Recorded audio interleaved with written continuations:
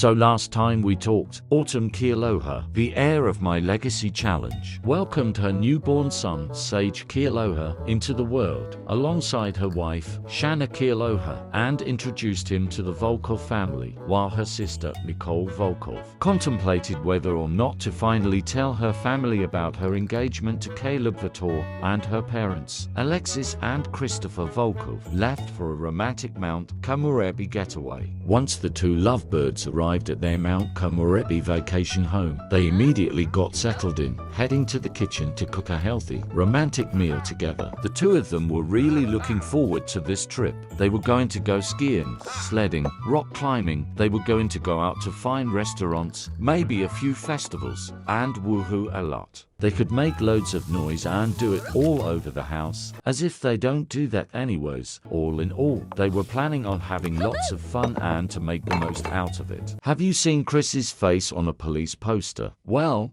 probably. The two of them ate their dinner and got a bit flirtatious as they discussed what they were going to do on the first night of their vacation. They both agreed that they would stay in the vacation home tonight and would explore Mount Komorebi and what it has to offer the next day. Kristopher brought up that the Festival of Light was coming to town the next night and that they should go. Alexis loved that idea. But for tonight, they would just get cozy in their vacation home and get cozy inside each other. Back at home, Autumn and Shanna were preparing to age their son Sage up to an infant. As it was finally his birthday, the excitement was killing them. Would he have red or blue hair? Would he have green or blue eyes? But luckily for our little lesbians, they no longer had to wait.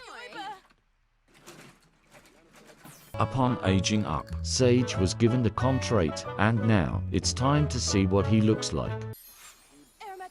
And the red-haired gene lives on. We won so hard. Oh, Sage already has the smile milestone. Way to go, my partial disappointment. I see an even mix of both Autumn's and Shanna's genes in his face. He looks like he has Shanna's nose and cool skin tone for sure. And just like Ezra, Autumn, Edward, and Reynolds' rap, he inherited an eye color that neither of his mothers have: brown. Okay, Sims logic, but one thing he did inherit is the spellcaster gene from Shanna. Sage is a spellcaster. I gave him a quick makeover, and I was very satisfied with how he turned out. He's absolutely adorable. Autumn and Shanna felt so blessed next to their beautiful, healthy son. But now, it was time for everyone to rest. When the morning came, Autumn took the liberty of taking Sage to the park for the very first time. Alexis, what are you doing in Mount Komorebi? Autumn went ahead and experimented with putting Sage in a carrier, and turns out he hated it. An infant being annoying. Gee, why am I not surprised? Do we care? Obviously not. Autumn left her son in the back carrier as she jogged over to the pond to enjoy some peaceful fishing. The partial disappointment was still big mad as his mother left him in the back carrier. Oh Sage, if you think this is torture, you have no idea what I'm going to put you through eventually. He became distracted with the world around him and what his mom was doing that he calmed down and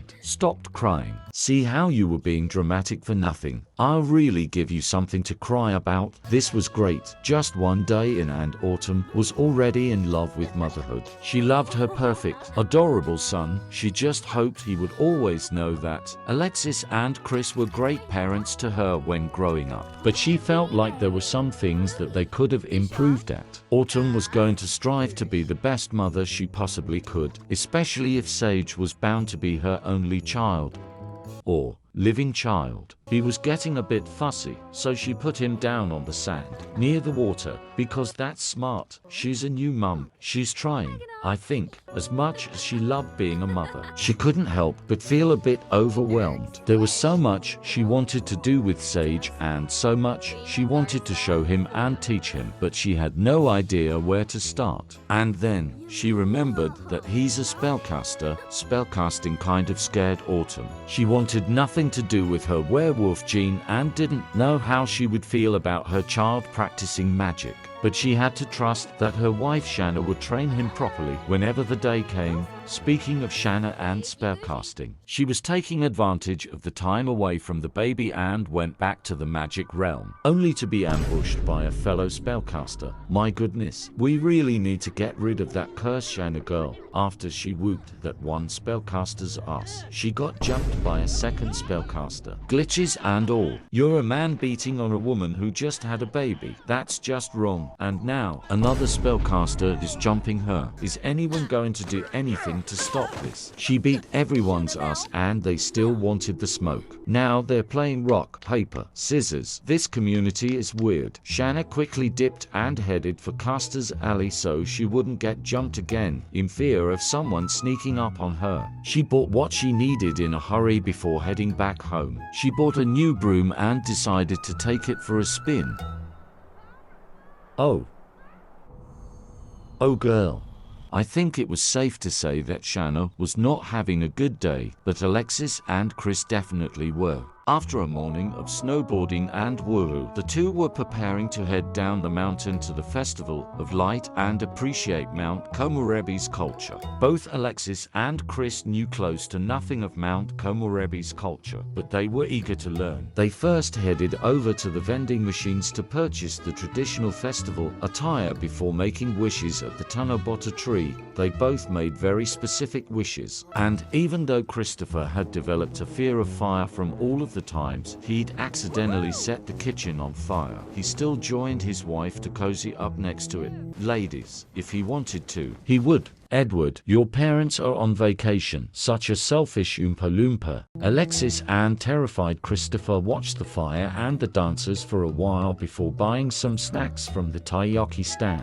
Alexis bought a sweet potato taiyaki and Chris bought a chocolate one. They found them delicious and Alexis even went back for seconds. This was great. The two of them were really enjoying their time together, and this trip made Alexis realize how little time her and Chris had together. Just the two of them. During the course of their entire relationship. They weren't even in an official relationship when they got pregnant with the twins. They were running on woohoo and vibes, but luckily it all worked out. And Chris ended up being the love of her life, her fated mate, and an amazing partner. She definitely lucked out, but damn, does she wish her and Chris would have been able to wait a bit longer before having the kids. They never had time with just each other, but unfortunately, she could not go back in time, and she didn't want to mess with nature either, so she would absorb every moment she would have with Chris on this trip. Every kiss, every festival, every meal, every breath. It's better to have a little time alone with your one true love than never finding that one true love at all.